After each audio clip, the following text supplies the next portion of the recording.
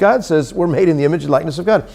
We are not an evolutionary animal that managed to make it up to where we are today. But understand, this worldview is what dominates the society. It's what dominates the education system. It's what dominates the state parks and dominates the national parks and dominates that concept. And where did it all come from?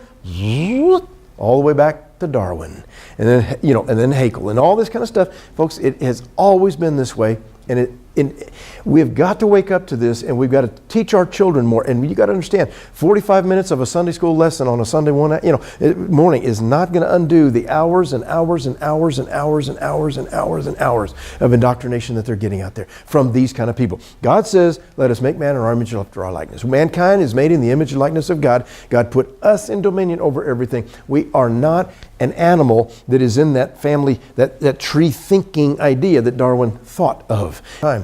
The problem is they've made headways, they've made gains, and after making such strides and gains, then they know they can take the next step and make the more gains. And folks, we're such a place in our country, in our society. I mean, you could be born alive, like I showed, and still kill the child, and it's called an abortion. How could we ever have gotten this far?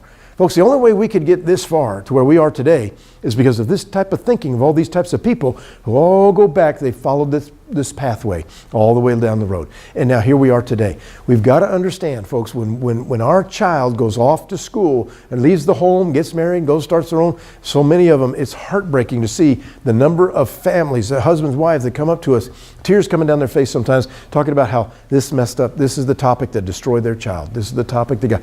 And the problem is, the information's been there the whole time, but it's never been presented. It's never been, and even if it's been presented, nobody in this room is going to remember everything I just said today, much less everything else in all the other lessons. Folks, I'm telling you, you've got to get a hold of some of the videos, some of the information, so you can learn. Children are going to watch videos of some sort. Might as well let them watch something that's educational for them.